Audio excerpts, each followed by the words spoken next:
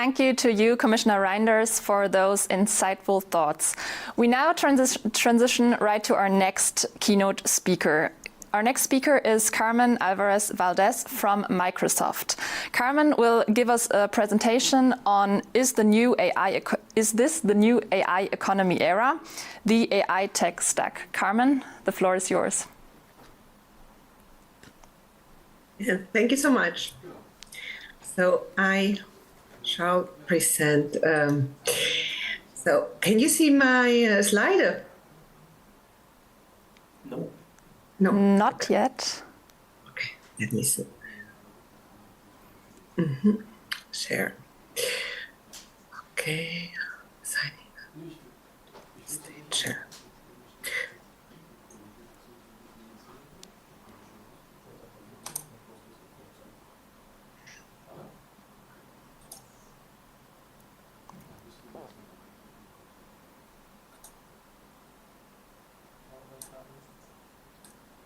Okay, thank you. I think you could see now, right? Yeah. Right. Well, hello. My name, as it was said, is Carmen Alvarez, and I'm a privacy lawyer at Microsoft. I work at the Office of Data Protection.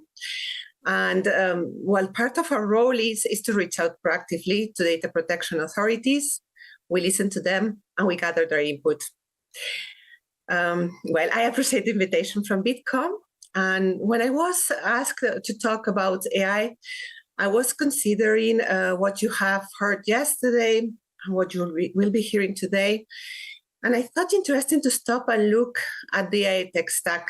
So the full AI spectrum, as this is something that we can know about because we cannot distinguish between a data center and an application. But what we may not have realized completely is about its complexity. To a point where we can say that we are living the new AI economy. And that is because AI is a general purpose technology.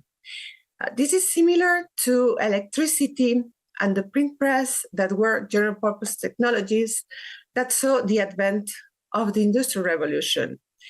So because AI is a general purpose technology, but also because it will make other technologies and sectors flourish from it, I think that we can refer to the new AI economy. And indeed, it's something that's not just me who says that. Like, for example, just this week, we've learned that the Physics Nobel Prize has gone to those that laid the foundations for today's most advanced AI applications because of the impact that these applications have in our daily lives, right? Isn't it? So, well, in any case, I am conscious that this is a privacy conference, so I'm not going to be talking about economy, about markets or competition, but I will be talking about the impact that this AI economy has in personal data protection and the other way around by way of going through an AI tech stack. So let's do a pause and look at it. Okay. Well, I think that this slide is eye-opening because it shows that the AI stack has a layer structure where each layer plays crucial roles for allowing efficiency, scalability, or adding value. The core components of this structure are physical, digital, and applications infrastructure. So these layers constitute the essential building blocks that underpin an AI system. So at the bottom of this structure, we have the physical infrastructure that starts with electricity, connectivity, and land. Companies are investing billions in new power generation, including in renewable energy, new transmission infrastructure, and new telecom pipes such as subsea cables. We also need AI chips. The chips are vital to training and deliver more capable AI for users. So this demand indeed is driving billions in new chips investments and competition. And it's made of NVIDIA, a $3 trillion company indeed. Well, we need also data centers to house and to hook up to power and connectivity. Here, to put an example, Microsoft will invest 3.2 billion euros in Germany in the next 2 years. This includes infrastructure to ensure that people will have that connectivity, and includes as well the training of people with AI skills, so that this investment creates long-term benefits. So Microsoft indeed is building out capacity and investing in skilling around the globe, not only in Germany, to ensure that AI reaches and serves the global south and not only the wealthy countries of the globe. Then, well, at the middle layer is what I refer to as a digital infrastructure. A lot of this relies on data used by the AI system to understand how people talk rather than retaining it. Data is a key part of the stack. It's needed to train AI to recognize patterns, to learn from human knowledge, to learn how we communicate, or to create new output. Data is one of the ingredients for generative AI, because to train these large language models, we need to train on larger quantities of data and greater diversity and quality, because this will produce more capable models that are better able to understand local languages, culture, references, and context. Because at the end, diversity is key to more inclusive models and to mitigate any discriminatory biases. Next is foundation models. Many companies are racing to build foundation models. Some may be downloaded. Some models also may be queried through an API. Microsoft is both building its own foundation models and investing in promising startups to help increase competition and grow the ecosystem. Because in fact, there's 3 ingredients that are needed for generative AI models. So it's data, it's compute infrastructure that we already talked about, and it's also new algorithms that will run over the training data to come out with the AI model. But when talking about data, of course, us as privacy professionals, we think of personal and non-personal data. Personal data is not intended to be stored in the model, as is at least, to be memorized or to be regurgitated. Really, for models, the goal is just to learn from human discourse. Models are training trillions of tokens, trillions of words. These aspects, especially the fact that models do not store personal data and how they are trained, those have been addressed in great detail by the Hamburg DPA in a discussion paper which concerns large language models and personal data from this year, which I invite everyone to read it. The outcome of these 3 ingredients is a trained model. So a model that has been trained in trillions of tokens over a lot of GPUs for a long time, which will be later on fine-tuned for specific tasks that exhibits general purpose capabilities. Next in the stack come platforms to host the foundation models. As AI has matured, we have seen a more platform-shaped model on the structure. Microsoft offers platform for hosting first and third-party models in Azure, which is growing rapidly. Other companies offer platforms for models too. These platforms offer systems, controls, and tooling to help companies, government, it's very important as well, and others to safely and secure use these models and build their own AI solutions. So you get an idea. The site on Azure is that we have more than 1,700 models, the majority of which are open source. Then comes the apps infrastructure level. There's a huge ecosystem of finished apps to deliver AI services, such as Microsoft's Copilot. In this layer, where people create the application, is where one can best address local needs, and is where you get the work that Microsoft is doing to advance local climate needs, conservation, biodiversity, or social development needs. And at the top of the structure is the people that companies like Microsoft serve users and developers who bring tech to everyone. Okay, so remarkably, there's more regulation at the top of the layer than at the lower. Regulators think that, or think of regulating AI, but our proposal at Microsoft is that there are different requirements at each layer. Therefore, a risk-based policy should align with the technical architecture of the AI and place different responsibilities at the different layers. So for example, data centers should be licensed, like power stations are. We need regulation around red teaming, around apps for privacy, digital safety, or non-discrimination. And then, of course, those on the AI tech stack at the top layer are subject to personal data protection legislation for the processing of personal data. So from the perspective of the GDPR, there are scenarios where it is clear which companies take decisions about how to process personal data and clearly takes a controller role.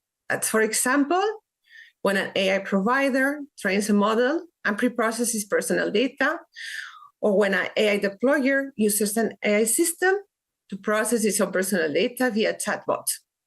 In these two cases, you can conclude that both are the AI provider or the AI deployer, the second case, are controllers. However, there are more complex scenarios that blur the lines between the roles under the AI Act and the GDPR.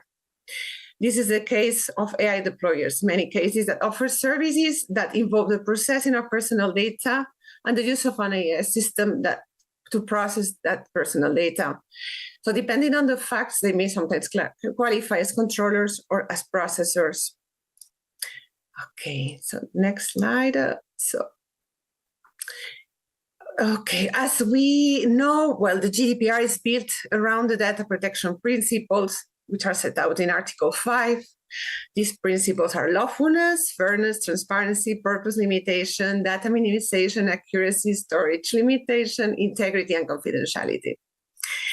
At Microsoft, we have a long-standing practice of protecting our customers' information. We are committed to security, privacy, and compliance across everything we do. And our approach to AI is no different. We believe that the development and deployment of AI must be guided by an ethical framework, because when you create technologies that can change the world, and the use of AI may come with some risks, we cannot deny that, we must ensure that the technology is used with responsibility. Our work is guided by 4 core principles of fairness, reliability and safety, privacy and security, and inclusiveness. Those are underpinned by 2 foundational principles of accountability and transparency. The privacy commitments our commercial and public sector customers have long relied on at Microsoft, from Microsoft, for enterprise cloud products also apply to our generative enterprise AI solutions, including Azure OpenAI service or our copilots. Okay. At Microsoft, we have been researching and developing AI technologies for decades. Our goal is to deliver trustworthy AI across all our products and platforms, from Microsoft 365 to Azure. Trustworthy AI is only possible when we combine our policy commitments with our product capabilities.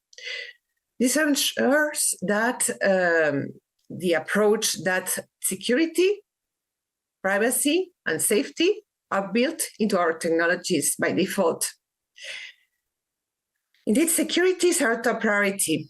We have a multi-year commitment called the Secure Future Initiative, or SFI, which prioritizes security above all else.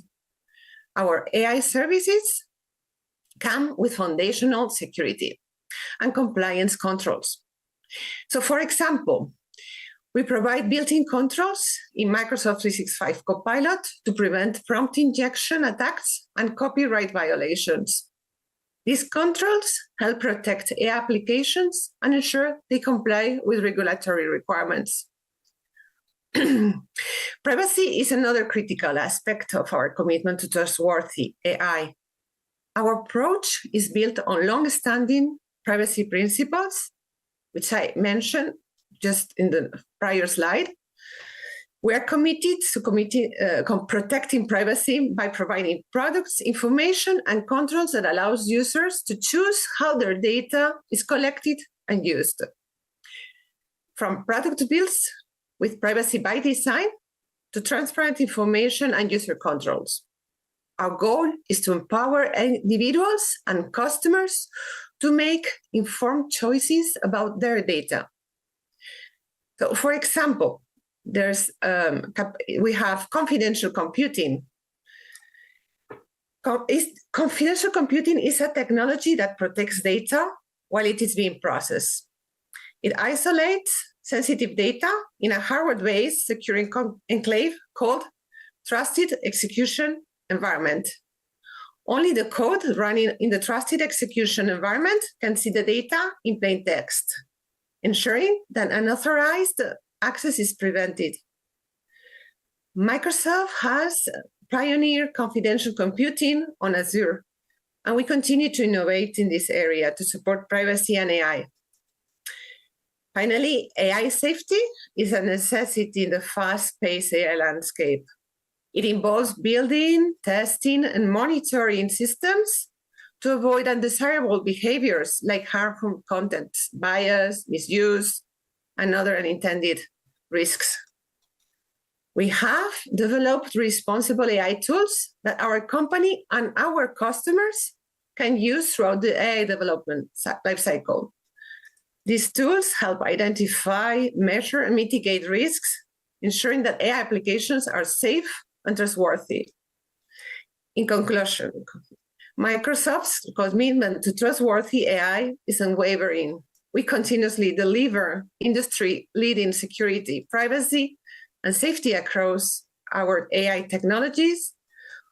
So whether you are building a Copilot, using a Copilot, or searching the web, our trustworthy AI commitments and capabilities make it possible for you to accelerate AI transformation with confidence. Well, many thanks for your attention, and I hope you found this useful. And please do not hesitate to reach out to me to discuss, and enjoy the rest of the day. And for that enlightening presentation, your insights to data privacy and I certainly set a stage for our discussion today. Thanks a lot.